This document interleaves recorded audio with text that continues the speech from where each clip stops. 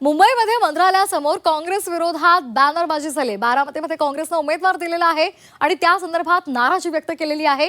राष्ट्रवादी काँग्रेसचे ज्येष्ठ नेते रामराव पाटील चौधरी यांनी हा बॅनर लावलेला आहे आणि त्यांनी या बॅनरच्या माध्यमातून आपली नाराजी उघडपणे व्यक्त केलेली आहे। तर बारामतीमध्ये उमेदवार दिल्यामुळे ही नाराजी आहे। अजित पवार यांच्या कार्यकर्त्यांनी ही बॅनरबाजी केलेली आहे। मंत्रालयासमोरच ही काँग्रेस विरोधी बॅनरबाजी पाहायला मिळते। आपण हा बॅनर पाहतोय।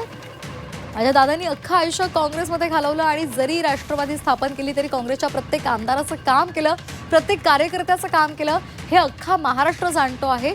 आज कारण नसताना दिवंगत दादांच्या आत्म्याला शांती देण्याच्या ऐवजी त्रास देतोय, हे योग्य नाही। अशा पद्धतीचा आशय या आपल्याला बॅनरवर लिहिलेला पाहायला मिळतोय आणि त्यांनी काँग्रेस प्रति आपली नाराजी व्यक्त केलेली आहे।